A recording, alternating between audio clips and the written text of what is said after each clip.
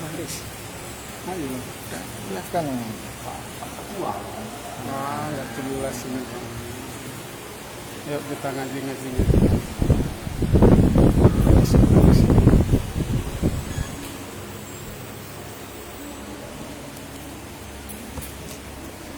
Markus ini masih di situ rupanya.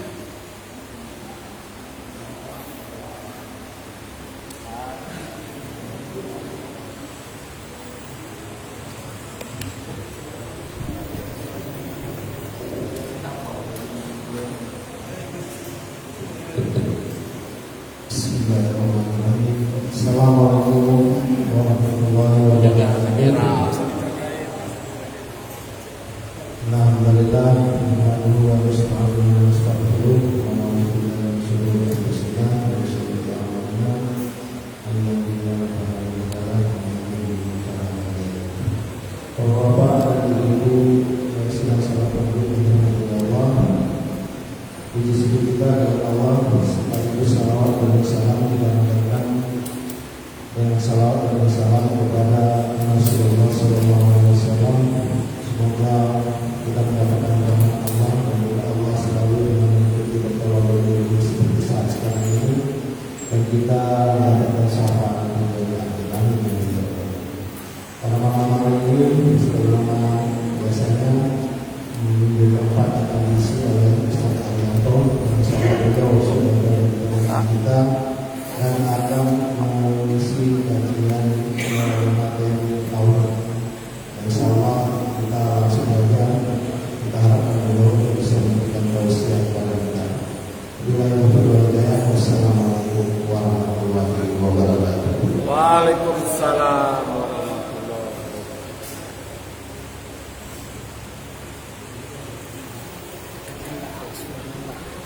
Ya Pak, saya kurma. Assalamualaikum warahmatullahi wabarakatuh. Waalaikumsalam warahmatullahi wabarakatuh. Bismillahirrahmanirrahim. Wassalatu wassalamu ala Rasulillah wa ala alihi wa sahbihi wa alihi wa man wala amma ba'd. Puji syukur kita panjatkan kepada Allah atas seluruh nikmat yang Allah curahkan kepada kita. Tidak ada satu detik pun yang kita lalui kecuali penuh dengan nikmat yang Allah curahkan kepada kita. Dan kita berdoa kepada Allah, mudah-mudahan Allah senantiasa melindungi kita agar hati, pikiran, perasaan, jiwa dan seluruh anggota tubuh kita senantiasa tertuju kepada Allah. Salawat salam semoga senantiasa Allah curahkan pada Rasulullah SAW, keluarga, istri, sahabat dan seluruh yang beliau akhir zaman. Dan kita memohon kepada Allah, mudah-mudahan Allah melindungi kita untuk dapat mencintai Allah dan Rasulnya. Amin ya rabbal alamin. Bapak, hamba ibu, hamba Allah yang Allah hormati, Allah ridhoi, Allah berkahi. Mari kita lanjutkan kajian kita. Sebulan yang lalu kita sedang membahas la ilaha illallah, tauhidul uluhiyah. Hamba-hamba Allah billah, seorang mukmin harus berusaha sekuat tenaga dalam seluruh kehidupannya agar hati, pikiran, perasaan, jiwa dan seluruh anggota tubuhnya dalam melakukan segala hal, dalam cetusan, dalam yang ada di hati, dalam bersikap yang ada di pikiran, dalam ucapan yang ada di lisan, dalam gerakan yang dilakukan oleh seluruh anggota tubuh tidak keluar dari konsep la ilaha illallah. Karena kalau keluar dari konsep la ilaha illallah, maka haram surga untuknya. Karena Rasul menyatakan miftahul jannah la ilaha illallah, kunci surga itu la ilaha illallah. Saya sudah memberikan sebuah contoh hadis bagaimana orang yang keluar dari konsep la ilaha illallah dalam sikapnya. Rasul menyatakan haram surga untuknya. Saya ulangi hadis itu. Rasul bersabda, la yadkhulul jannah, tidak akan masuk surga qati'ur rahmi, orang yang memutusin silaturahmi. Orang yang memutusin silaturahmi tidak akan masuk surga. Sepintas, kalau Bapak cuma baca terjemahan, ini nggak nyambung dengan materi kita. Sepintas, oh memutusin silaturahmi tidak masuk surga gitu. Tapi ketika disuguhkan pertanyaan, kenapa orang yang memutusin silaturahmi sampai tidak masuk surga? Lantas kemana pahala puasa dia? Kemana pahala zakat dia? Kemana pahala baca Quran, pahala zikir, pahala sholat, pahala haji, pahala umroh, pahala sodako, pahala bla bla bla bla? Kemana semuanya? Kok sampai tidak masuk surga? Kenapa? Bukankah mungkin pakai bahasa logika kita ada sesuatu yang jauh lebih besar dari sebatas mutusin silaturahmi? Maka ketika ditelusuri, kenapa yang mutusin silaturahmi tidak masuk surga, tidak akan masuk surga? Karena ketika seseorang memutusin silaturahmi, dia sedang berada dalam kendali hawa nafsu. Dia sedang berada dalam dominasi hawa nafsu. Dia sedang dikuasai oleh hawa nafsu, oleh rasa kecewa, oleh rasa benci, oleh rasa sakit hati, oleh rasa dendam, oleh rasa merasa dia sebagai musuh dan seterusnya. Nah, ketika hati sedang dikuasai dan didominasi, dikendalikan oleh itu semua, maka saat itu dia sedang mempertuhankan hawa nafsu.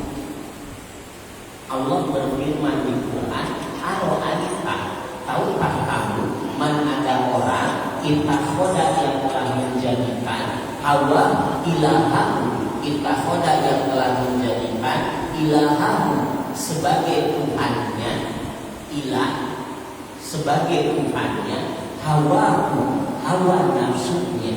Dia telah menjadikan hawa nafsunya sebagai Tuhannya. Maka saat itu dia telah keluar dari konsep la ilaha illallah. Tidak ada Tuhan kecuali Allah. Saya kasih sebuah perumpamaan untuk menyambungkan materi biar kita ingat, karena materi sebulan yang lalu saya khawatir kita semua lupa. Sebab kita tuh sulit ingat, cepat lupa, penyakitnya sama. Jangankan yang sebulan yang lalu, di tempat saya ada pengajian tiap hari. Materi kemarin hari ini kitanya lupa. Nah, Bapak materi sebulan yang lalu saya nerangkan cepat, nggak nulis, nggak ngerekam, itu selesai itu. Saya nggak yakin masih ingat materi sebulan yang lalu. Saya kasih sebuah ilustrasi. Ada seorang anak gadis lahir dari perut seorang nyai. Nyai itu kalau di Jawa kiai perempuan atau istri seorang kiai. Lahir di lingkungan pesantren, dibesarkan dengan nilai-nilai agama yang sangat kental dan sangat kokoh. Al-Quran 30 juz di dalam kepalanya. Kalau kita kan di luar kepala 30 juz saja. Baik, di luar kepala, saking di luarnya Al-Kafirun juga bacanya nggak selesai-selesai, muat dalam kepala. Hadis dipunya sama dia. Hadis kitab Bukhari yang 4 jilid, hadis kitab Muslim yang 5 jilid, hadis kitab Nasai, Ibnu Majah, Tirmidzi, Abu Daud, Al-Muwatta, Imam Malik, atau misalkan yang lainnya hadis Ibnu Majah dan seterusnya, udah dipunya sama dia. Sampai akhirnya dia selesai pendidikan SLTA. Dari mulai TK sampai SLTA pendidikannya nuansa agamanya kuat. Wong anak kiai punya pesantren, dapat ijazah SLTA, pengen punya pengalaman, bukan pengen nyari duit. Wong duit gak pernah kurang. Anak kiai, saya bukan kiai, hanya kata ustaz, kata orang saya ustaz. Tapi anak saya gak pernah kurang jajan. Apalagi sekali berkiai, dia pengen nyari pengalaman, diizinkanlah oleh orang tuanya. Pendek kata ke Batam, dapat kerja di Batam, tinggal di dormitory SD. Tahu apa dormitory SD? Iya kan? Saya kenal beliau dari mulai Jakarta. Nah, tinggal di sana 1-2 bulan pertama hidup dia cuma di 2 alam. Minat dormitory ilal PPI. Dari dormitory ke PP, dari PP ke dormitory itu 3 bulan pertama. Akhirnya kemudian punya teman. Setelah punya teman, mulailah mau keluar rumah. Kenal Pujasera, kenal Ansera, kenal itu, kenal ini, dan seterusnya. Lambat laun berkenalan dengan laki-laki non-muslim. Menurut dia si laki-laki itu bijak, menurut dia si laki-laki itu arif, dewasa, pengertian, dan seterusnya. Tiap datang waktu sholat diingatkan, dia sudah sholat. Tiap datang waktu malam minggu pada maghrib, malam ini ada tablik akbar di Masjid Nurul Islam, dan seterusnya. Bijak dia, lambat laun tumbuh cinta. Si laki-lakinya gak mau keluar dari agamanya. Si wanita ini sudah diingatkan sama teman-temannya dan lain sebagainya. Tapi pada gilirannya, maaf, ini hanya contoh tapi ini pernah terjadi.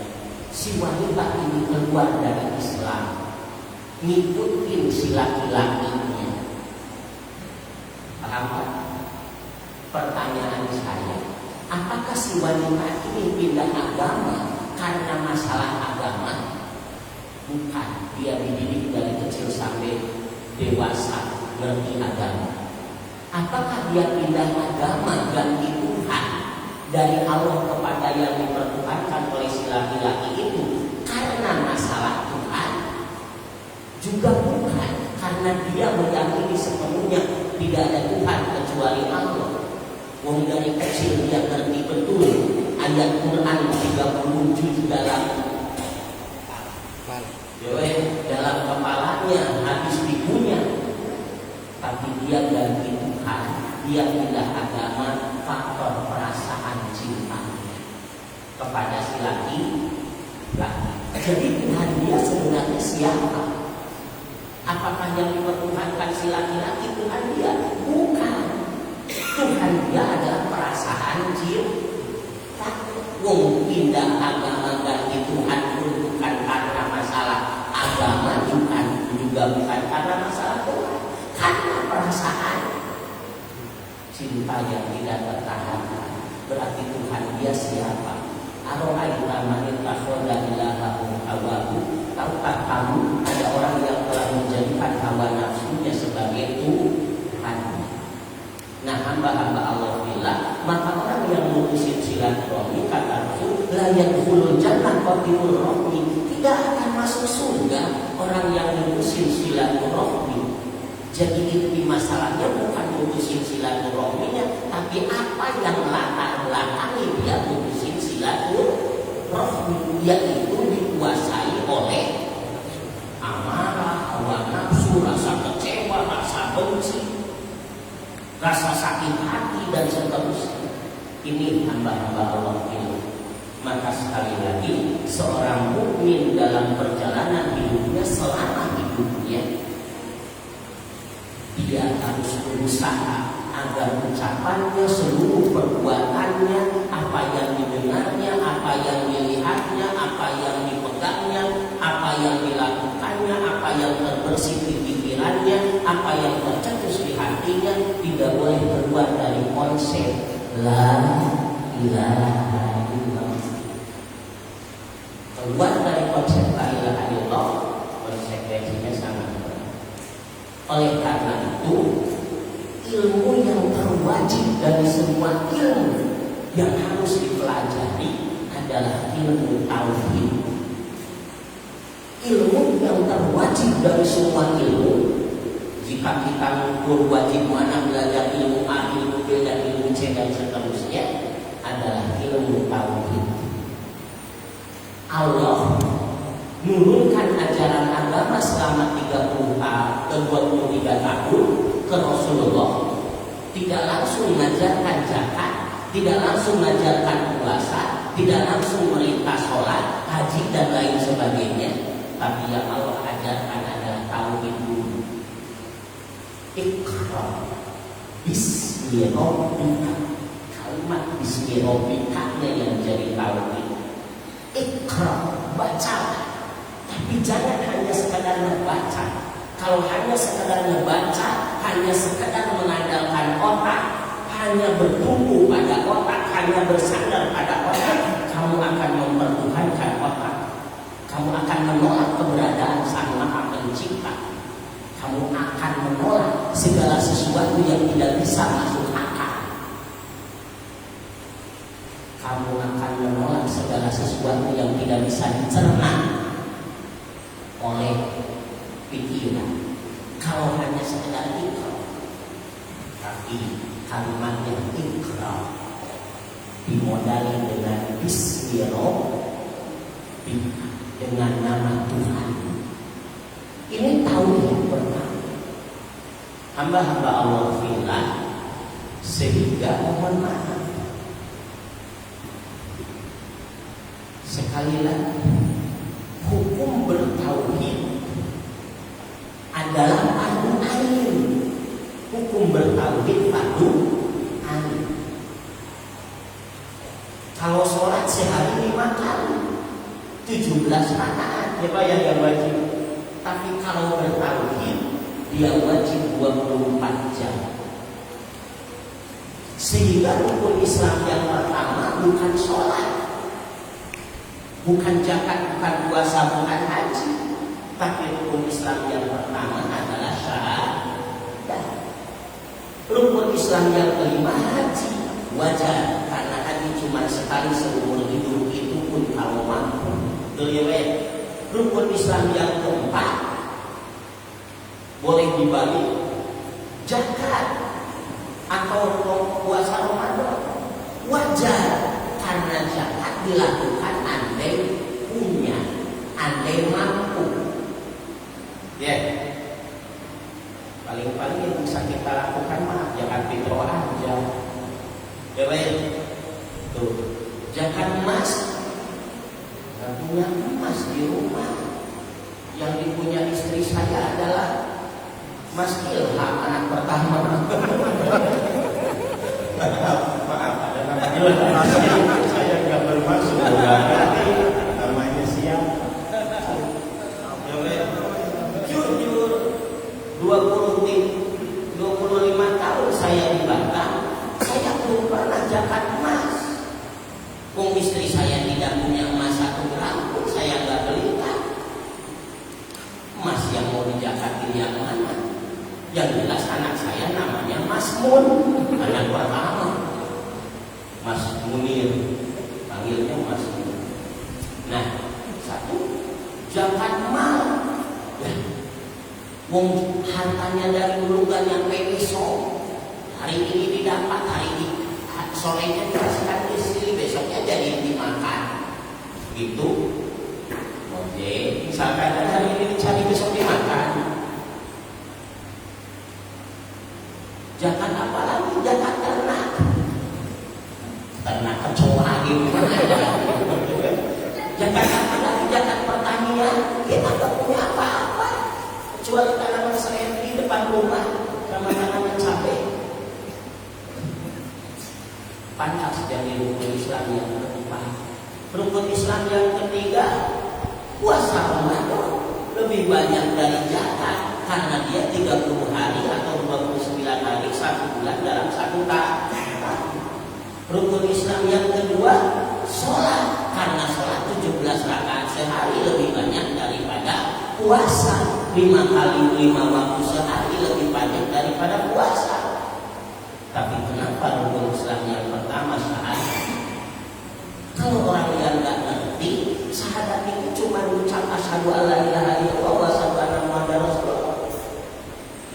saya pastikan burung beo tetangga sebelah bisa ada.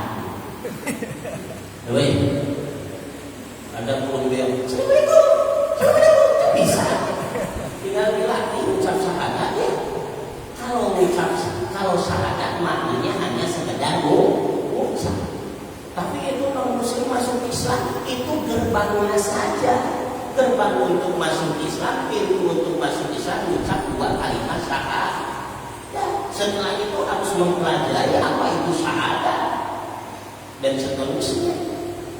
Nah, terlebih-lebih kita yang Islam dan sebenarnya dalam rahmat, maka sebenarnya syahadat bukan hanya sekedar ucap. Kalau ucap jujur dalam sholat aja kita 2 kali ucap syahadat, kecuali sholat subuh 1 kali tahiyatnya. Maghrib asar isya zuhur 2 kali tahiyat, berarti 2 kali ucap syahadat. Ya baik. Tapi makna syahadat dalam rukun Islam pertama, kenapa dijadikan rukun Islam pertama? Karena jauh lebih banyak dan jauh lebih sering daripada sholat, daripada puasa, daripada zakat, daripada haji. Seberapa sering? 24 jam. 24 jam. Ini hamba-hamba Allah. Jadi di mana pengertian 24 jam tadi? Kita harus la ilaha illallah, tiada Tuhan kecuali Allah. Maka makna yang pertama adalah pahami makna la ilaha illallah. Apa makna la ilaha illallah? Untuk memahami makna la ilaha illallah, pahami dulu makna ilahnya. Apa makna ilah itu?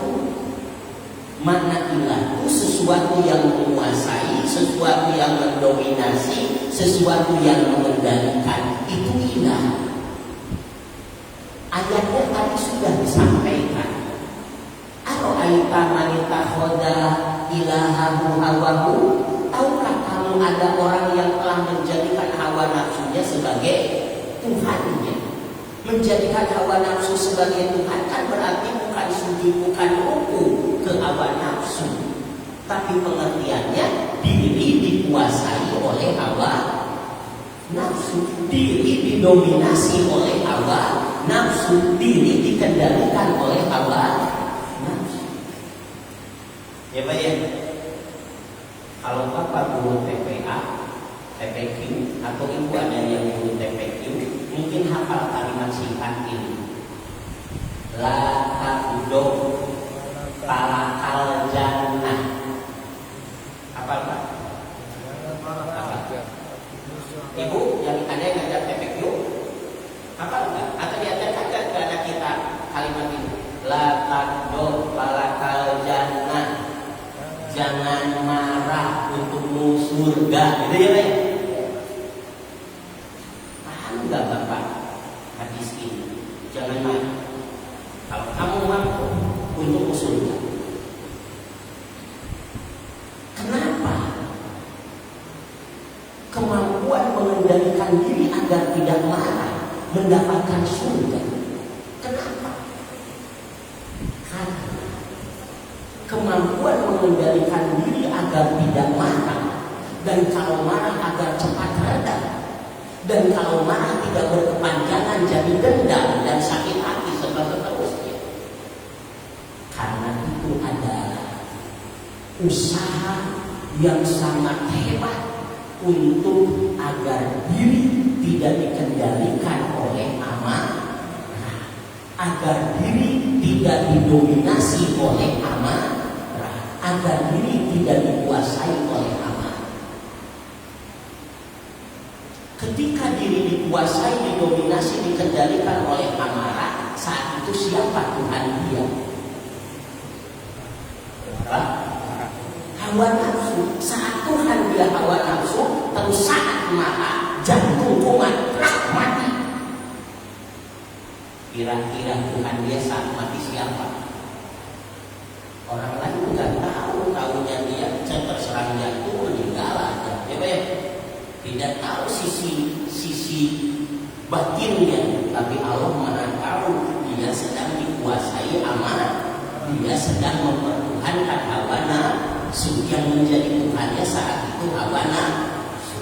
Maka pintu surga tertutup rapat untuknya, tidak akan masuk surga. Pantas kalau orang yang mampu mengendalikan hawa nafsu dijanjikan surga, tapi nggak mudah jadi orang yang memiliki kemampuan mengendalikan amarah. Ada orang yang menghina senyum, nggak mudah. Ada orang yang maaf merendahin senyum, mudah gitu Pak. Bisa nggak Pak? Habis pulang dari sini merendahin senyum. Wah, ludahnya tuh kental sama dahaknya. Tadi siang makan jengkol, wah, dapat gini kental. Bisa gitu. Dan itu dicontohkan oleh Rasul bisa. Sejarah gitu ya Pak. Rasul tiap lewat sebuah lorong diludahin gitu ya Pak. Membalas Rasul? Tidak. Emang Rasul tidak bisa marah? Rasul bisa marah. Allah nyatakan itu di Quran di akhir surah Al-Fatih. Qul, katakan oleh kaum Muhammad tentang siapa dirimu. Innama ana basyarun mislukum. Aku adalah manusia seperti kalian. Kalau nggak makan lapar, kalau dicubit sakit, kalau diludahin tidak, sama seperti kalian. Tapi Rasul diutus untuk menyempurnakan kemuliaan akhlak. Rasul mampu mengendalikan emosi, mampu mengendalikan hawa nafsu, mampu mengendalikan amarah. Saking mampunya, nggak kelihatan wajah pemerahnya karena marah. Yang ditahan, kalau kita mungkin kelihatan gigi gemeretuknya kedengar karena nahan marah. Rasul, itu kebetulan saja. Kasih contoh yang lain tentang siapa Rasul.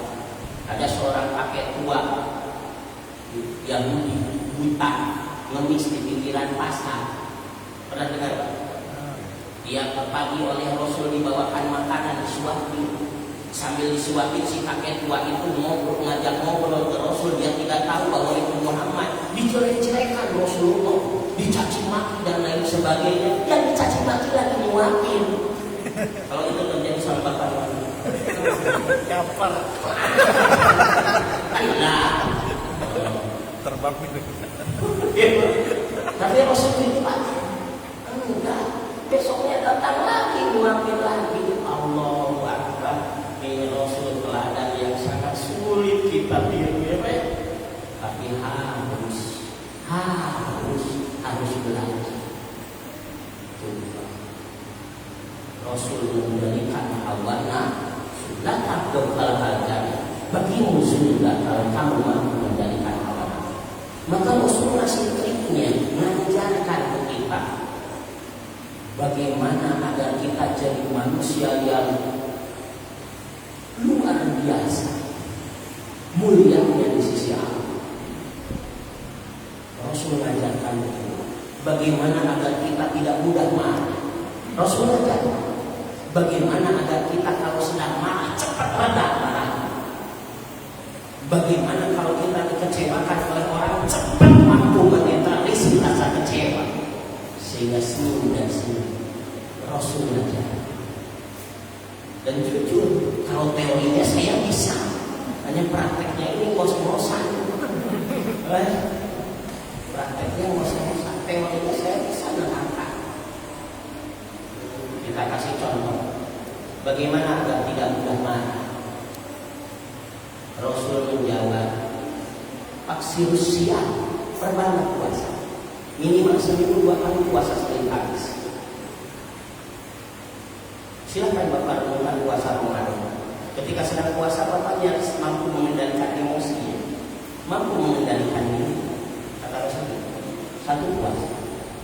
Yang kedua, badul khola, rajin kosongkan perut. Walaupun Puasanya cuma Senin Kamis, hari-hari yang lain nggak puasa. Tapi jangan mentang-mentang nggak puasa lantas perut dipenuhi. Jangan sampai terjadi bad musibah, perut yang kenyang. Ini satu contoh. Yang kedua, qiyamul lail. Banyak bangun tengah malam, sholat dan lain sebagainya. Bangun tengah malam, sholat dan lain sebagainya akan melahirkan ketenangan. Ketika ketenangan lahir, kesadaran terpelihara.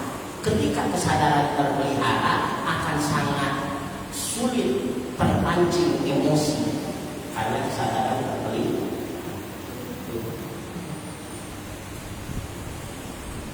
Contoh, bagaimana agar ketika marah cepat reda marahnya, langsung reda? Gimana? Rasul ajarkan juga. Kata Rasul, innal ghadab minasyaitan, marah itu dari setan. Wa inna masyaitana minan nar, setan itu dari api. Faiza ghadiba ahadukum, maka apabila salah satu di antara kalian marah, falyataghadab, cepatlah itu. Marah itu dari setan, kata Rasul. Setan itu dari api. Kalau kalian marah, cepat bunuh. Reda marah. Kok bisa kan? Kata Rasul, api bisa padam dengan air. Ketika kita marah dari setan, berarti kita sedang dikuasai setan. Gak ada ceritanya sedang dikuasai setan bertauhid. Tuh ya, setan itu yang dulu alana nyeret ke neraka. Ketika sedang marah, saya bilang marah dari setan. Ketika sedang marah berarti sedang dikuasai setan. Setan dari api, cepat bunuh. Reda marah. Gimana kalau dulu masih marah? Mandi. Reda marah. Kalau mandi masih marah, ini marahnya hebat. Kalau mandi masih marah, berendam. Jangan di rumah berendam. Masalahnya berendam juga masih marah. Pak Ustaz, gampang keluar dari Pak. Ganti, jangan badannya yang direndam, cukup dari rambut ke leher yang direndam. 2 menit aja, maka seumur hidup tidak akan marah lagi. Tes, saya nggak bilang tewas, tesan. Dewa ya, nggak akan marah lagi, nggak punya napas dia. Dewa ya, insya yang kita alami kalau marah cepat. Kata Rasul, kalau marah sedang berdiri, cepat duduk. Itu reda marah. Masalahnya dulu juga masih marah, Pak Ustaz. Baring-baring, berbaring. Baring juga masih marah, Pak Ustaz. Guling-guling. Tapi di hadis itu nggak ada guling-guling sebenarnya. Karena dengan dari marah berdiri ke duduk udah mulai berkurang marah. Ya baik, itu Rasul ajarkan. Bagaimana agar bisa mengendalikan diri tidak marah? Bagaimana agar bisa mengendalikan marah cepat tersusun? Demikian juga halnya mengendalikan diri dari berbagai hal yang lain. Mohon maaf, teorinya agak sedikit rumit ini. Saya yakin Bapak pernah merasa dikecewakan. Bukan pernah lagi Pak Ustaz, sering. Itu bahasanya. Kalau pernah itu 1 kali, 2 kali, ya sering dikecewakan kita. Ada orang yang ketika dikecewakan lama melebur rasa kecewa, bahkan kecewa berbuat sakit hati, sakit hati berbuat benci dan seterusnya. Ada orang yang ketika dikecewakan akhirnya tidak mau lagi berbuat kebaikan itu. Kenapa? Saya cerah. Contoh, pernah Bapak ada orang yang pinjam uang ke Bapak bayar? Kecewa kan? Kecewa. Yang duit 100-200 ribu itu keluar keringat dari bokong. Kalau saya enggak. Saya 100-200 ribu datang sendiri. bayangin Pak Ustadz yang bikin panas-panas di dalam tangki besi di siang hari ngelas, capek Pak Ustadz. Bikin jam sana kan 200.000 nggak kaya, coba Pak Ustadz. Kira-kira setelah itu besok ada yang pinjam lagi ngasih lagi? Lusa ada yang pinjam lagi ngasih lagi kan? Lusa ada yang pinjam lagi ngasih lagi kan? Ketika kita tidak mampu menetralisir rasa kecewa, akhirnya jemaah tidak mau nolong orang lagi dengan cara ngasih pinjam. Kenapa? Bayar Pak. Baik. Nah, mohon maaf. Selama ini kita memandang kekecewaan orang adalah sebagai sebuah musibah, malapetaka, bencana, ketidaknyamanan. Betul ya, baik? Dikecewakan orang itu kan gitu, Pak. Sebagai sebuah ketidaknyamanan, ya baik? Sebagai sebuah kekurang beruntungan itu kekecewaan orang. Umumnya kan kita gitu memandang. Tapi mohon maaf, mampu tidak kita memandang dikecewakan orang sebagai anugerah dari Allah? Ya baik, mampu tidak memandang dikecewakan sebagai sebuah anugerah Allah dari Allah? Yang dengan itu kita mampu memetik hikmah yang sangat besar dan pembelajaran yang sangat luar biasa. Saya kasih sebuah pemahaman. Apakah Bapak yakin bahwa ketika kita berusia 4 bulan dalam rahim ibu kita, semua sudah ditentukan oleh Allah tentang diri kita? Siapa kita, kapan kita lahir, laki-laki atau perempuan, rezekinya segimana, ajalnya berapa, usianya berapa, kira-kira sudah ditentukan dulu. Sehingga kita diharuskan sebagai mukmin iman kepada qada dan qadar. Rukun iman itu berapa Pak? Qada dan qadar. Hitung dulu iman berapa? Nah, harus iman kepada qada dan qadar. Dulu sudah saya bahas ketika membahas Allah di sini. Cuman saya yakin pada lupa di sini. Ya, Tengok di YouTube. Tengok di YouTube. Nah, hamba-hamba Allah bilang, kalau kita yakin bahwa segala sesuatu yang terjadi di jagat raya ini ditentukan oleh Allah, maka tolong yakini bahwa selembar daun di depan sana dan pohon mangga, kapan daun itu gugurnya, dengan hempasan angin seberapa kecepatan hempasannya sehingga daun itu gugur, dan bagaimana melayangnya saat gugur, kemudian bagaimana terjatuhnya di tanah saat gugur, posisinya seperti apa? Kira-kira itu sudah ditentukan oleh Allah belum Pak? Sudah? Yakin Pak? Jadi kalau yakin, bagaimana tubuh yang besarnya 95 kilo, semua perbuatannya dari awal hidup sampai nanti mati belum ditentukan oleh Allah. Bagaimana? Daun aja yang tidak nyampe 10 gram ditentukan oleh Allah. Ini badan yang 95 kilo kita. Saya 95 kurang-kurang aja. Bagaimana? Maka demi Allah, seluruhnya sudah ditentukan oleh Allah. Jadi ketika tadi pagi ada orang di depan saya, kemudian misalkan mencibir saya, itu orang itu berjalan dari rumahnya ke depan saya sudah ditentukan oleh Allah belum? Terus dia mencibir saya sudah ditentukan oleh Allah belum? Terus saya dibikin kecewa sama dia sudah ditentukan oleh Allah belum? Jadi sebenarnya kenapa Allah membuat saya kecewa dengan itu? Ada apa? Bukankah Allah Maha Suci?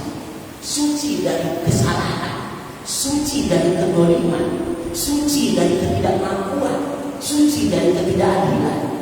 Maka adakah kesalahan Allah ketika Allah memperjalankan dia ke hadapan saya pagi itu? Adakah kesalahan Allah ketika dia mencibir kepada saya? Padahal Allah Maha Suci dari kesalahan. Bukankah kita yakin Allah Ar-Rahman Ar-Rahim, Maha Pengasih lagi Maha Penyayang? Lantas dia mencibir saya, atas dasar apa Allah menggerakkan Allah melangkahkan kaki dia ke hadapan saya, kemudian mencibir kepada saya hingga saya tersinggung. Padahal Allah Maha Rahman, Maha Rahim. Kebayangkan? Jadi apa tujuan Allah sebenarnya? Jawabannya, Allah pengen kita semakin mulia jadi manusia. Semakin mulia gimana Pak? Menurut Quran yang paling mulia siapa? Orang yang paling bertakwa. Betul. Kamu pilih inna akramakum indallahi atqakum. Yang paling mulia di antara kalian adalah yang paling takwa. Quran membicarakan karakteristik orang yang takwa. Di antara karakter orang yang takwa, wal afina anin nas. Saya potong ayatnya. Ini tengah-tengah ayat yang berhubungan dengan materi. Karakter orang yang takwa, wal afina anin nas. Dia siap memaafkan kesalahan manusia lain. Wal afina, mereka memaafkan anin nas, dari kesalahan manusia lain. Pertanyaannya, mungkin Bapak memaafkan orang di sekeliling Bapak ketika mereka tidak pernah mengecewakan Bapak, ketika mereka tidak pernah menyinggung perasaan Bapak? Siapa yang akan Bapak maafkan? Ya baik, saya maafkan si Anu, Pak Ustaz. Emang apa salah dia? Tidak ada salah sih Pak Ustaz. Maafkan gak ada salah, gimana ceritanya? Ya baik, timbulnya sikap memaafkan karena mudah merasa didolimi. Di antara bagian didolimi adalah dikecewa. Maka berarti ketika Allah membuat kita kecewa, si A mengecewakan, si B mengecewakan, Allah sedang memberi kesempatan kepada kita untuk jadi hamba yang makin takwa dengan menumbuhkan sifat mampu memaafkan kesalahan orang. Mungkinkah kesalahan yang besar akan bisa Bapak maafkan? Kalau kesalahan yang kecil tidak mampu Bapak maafkan, gak mungkin. Kita kasih contoh. Ada orang yang punya uang ke Bapak 5.000, nggak dibalikkan, dimaafin Bapak. Maafin. Kenapa? Kecil bagiku. Besoknya ada yang pinjam 10.000, dimaafin Bapak. Lusanya ada yang pinjam 20.000, dimaafin Bapak. Lusanya ada yang pinjam 100.000, dimaafin Bapak. Lusanya ada yang pinjam 500.000, dimaafin Bapak. Lusanya ada yang pinjam 1 juta, dimaafin Bapak. Makin gede, makin sesek nafas mau maafin. Ya baik. Maka Allah terus memberikan tuntunan dan bimbingan sehingga Allah disebut Roh. Roh itu diantara maknanya yang mendidik, yang membimbing, yang menuntun. Hamba-hamba Allah bilang, Allah sedang mengajarkan kepada kita untuk menumbuhkan sifat abu, siap memaafkan. Itu salah satu contohnya dan banyak lagi yang lain. Nah, hamba-hamba Allah bilang, jadi sekali lagi, apa pengertian ilah? Sesuatu yang menguasai, mendominasi, mengendalikan. Sehingga apa makna la ilaha illallah? Tidak ada Tuhan selain Allah, artinya itu. Tapi maknanya tidak ada yang mendominasi, tidak ada yang menguasai, tidak ada yang mengendalikan diriku, diri kalian, seluruh jagat raya ini kecuali Allah. Ketika kita berkata Allah ilahi, Allah Tuhanku, ilahin nas, di surah An-Nas ya baik, belum binas, malikin nas, ilahin nas, Allah Tuhan manusia, Allah Tuhan. Maka ketika kita berkata ya ilahi wa Tuhanku, Allahu ilahi, Allah Tuhanku, maka saat itu kita sedang menyatakan, aku tidak akan pernah membiarkan diri dikuasai, dikendalikan, didominasi oleh siapapun dan oleh apapun kecuali oleh Allah. Berarti dalam hidup 24 jam kita tidak boleh membiarkan diri kita dikendalikan, dikuasai, didominasi oleh apapun dan siapapun kecuali oleh Allah. Ada orang yang mempertuhankan jabatan, berarti dia sedang dikuasai oleh ambisi pengen dapat jabatan. Kalau belum dapat jabatan, kalau sudah dapat jabatan, ada ambisi yang kuat pengen mempertahankan jabatan jadi 3 periode. Pada 2 periode terakhir itu, coba ya, begitu punya ambisi. Ada orang yang mempertuhankan harta, berarti dia dalam kondisi miskin, dia meyakini bahwa harta segala-galanya. Aku akan jadi mulia, aku akan dihormat, aku akan bla-bla-bla kalau aku punya duit. Intinya begitu. Yang masih belum kaya, yang udah kaya, diperbudak oleh harta atau mempertuhankan harta, berarti memandang harta segala-galanya, segala diukur dengan harta. Bahkan bakti anak pun pada kita orang tuanya diukur dengan harta. Maaf, hati-hati. Nah, ibu ingatkan ya, kamu jangan kayak abangmu di Jakarta sana. Jangankan ingatkan, jangankan ngasih beribu ingat untungan. Anak dianggap nggak berbakti kalau nggak pernah ngasih duit. Padahal anaknya di seberang sana lagi kesulitan, tapi dianggap nggak berbakti dan nggak bisa berbakti kalau nggak bisa ngasih duit. Padahal di dalam kesulitannya dia tiap malam nangis berdoa untuk orang tuanya.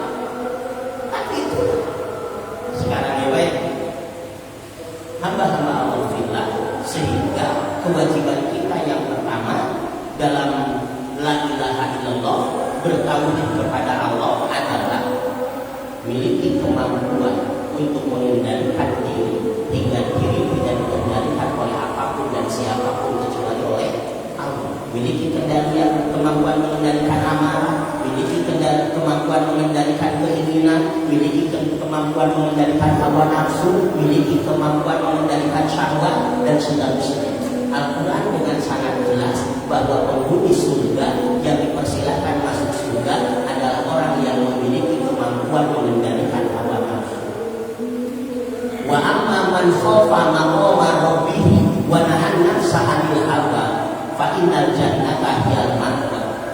Orang yang takut kepada kedudukan Tuhannya, wa nahan nafsa, dan menahan diri dari memperturutkan hawa nafsu, wa nahan nafsa 'anil hawa fa innal jannata hiyal ma'wa. Tempat dia adalah surga ma'wa.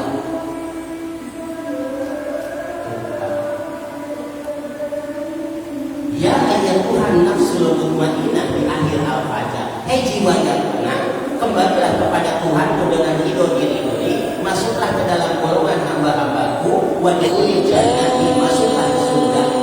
Siapa yang dipersilakan masuk surga? Jiwa yang tenang. Jiwa yang tenang, jiwa yang bagaimana?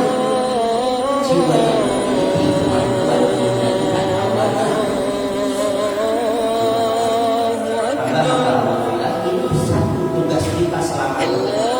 Yang kedua, tugas kita dalam beriman kepada Allah adalah udhulul fisilil akal, totalitas dalam berislam. Akal harus mendukung iman, bukan akal jadi perbandingan dengan iman. Dalam melihat semua aturan Allah dan Rasul. Kalau aturan Allah tidak bisa dipahami oleh kita, bukan aturan Allah yang dirubah, tapi otak kita yang mungkin mampu memahaminya. Sahabat Rasul dulu tidak pernah protes ketika disuruh oleh Rasul gosok gigi pakai kayu siwak. Padahal di zaman itu ada ranting daun tin, ranting pohon tin, ada ranting pohon zaitun, ada ranting pohon kurma, dan seterusnya. Kenapa Rasul tidak mengajarkan menggosok gigi pakai daun kurma atau ranting zaitun? Kenapa mengajarkannya pakai kayu siwak? Sahabat tidak bertanya dan tidak demo, apalagi mendebatnya. Otak mereka tidak mampu memahami apa perbedaannya. Tapi hari ini kita mampu meneliti ada kandungan apa di dalam pohon atau batang kayu siwak. Setelah diteliti ternyata sangat bagus untuk kesehatan mulut dan gigi. Aneh dulu Rasul mengajarkan gosok gigi pakai ranting, pakai daun, pakai pelepah, pakai batang dari kurma. Terus sekarang diteliti ternyata salah, bikin hancur gigi. Wah, ini Islam akan ditinggalkan, tidak terbukti kebenarannya ya Pak ya. Lupa, hamba-hamba Allah bilang masih banyak yang ingin saya sampaikan, tapi waktu sudah habis. Bisa cukup sekian, insya Allah kita sambung bulan depan. Tahun depan ya Pak. Bulan depan. Insya Allah masih tahun 21 ya. Insya Allah. Mari kita akhiri dengan doa. Allahumma sholli wa sallim wa barik ala sayyidina Muhammadin wa ala alihi wa ashabihi wa azwajihi wa dzurriyyatihi ajmain walhamdulillahi rabbil alamin. Ya Allah ya Rabb, anta a'lam ila anta a'lam binubana. Engkau maha tahu berapa banyak dosa kami. Ighfir dzunubana, ampuni seluruh dosa-dosa kami ya Allah. Allahumma anta a'lam ajalana, engkau maha tahu ajal kami. Waj'alna minan qanimin qabla ajalina, jadikan kami hamba yang senantiasa bertobat sebelum datang ajal kami ya Allah. Anta a'lam mautana, engkau maha tahu kapan kematian kami tiba. Ij'alna minal mustaghfirin qabla mautina, jadikan kami hamba-hambamu yang senantiasa istighfar mohon ampun kepadamu sebelum kematian kami tiba ya Allah. Allahumma inna nas'aluka fi baqiyati umurina, kami mohon kepadamu ya Allah di sisa-sisa usia kami ini. Fa'hina fil khair, hidupkan kami dalam kebaikan. Qaribna ilal khair, dekatkan kami kepada kebaikan. Ij'alna min ahlil khair, jadikan kami hamba-Mu yang ahli dalam kebaikan. Wa akhizna fil khair, wafatkan kami dalam kebaikan. Allahumma inna nas'aluka fi baqiyati umurina qabla ajalina. Ya Allah, kami mohon kepadamu di sisa-sisa usia kami ini sebelum datang ajal kami. Allahumma rizqna halawatal iman, anugerahkan kepada kami manisnya iman ya Allah. Warzuqna ladzatal ibadah, anugerahkan kepada kami lezatnya ibadah ya Allah. Warzuqna mahabbata, anugerahkan kemampuan mencintai-Mu ya Allah. Warzuqna syauqa liqa'ik wa liqa'i rasulik, anugerahkan kepada kami kerinduan untuk bertemu denganmu dan kerinduan bertemu dengan Rasul-Mu ya Allah.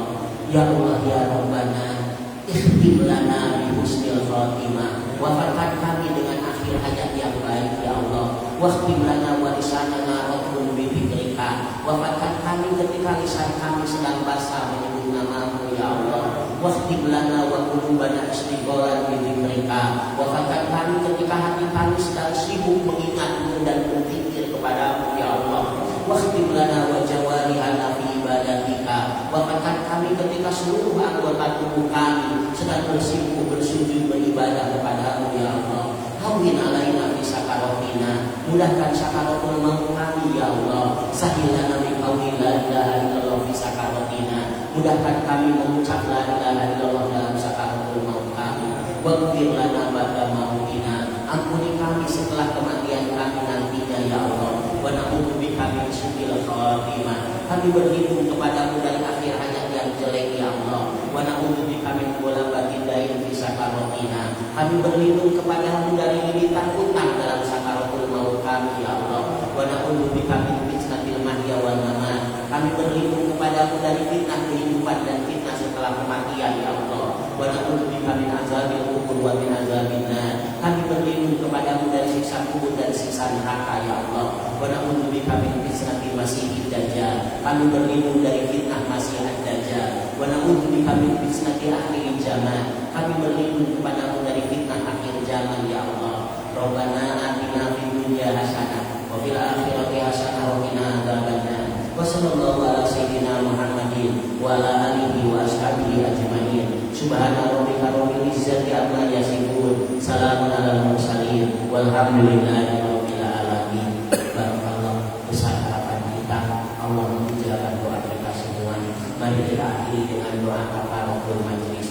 Subhanallahumma wa bihamdika, asyhadu an la ilaha illa anta, astaghfiruka wa atubu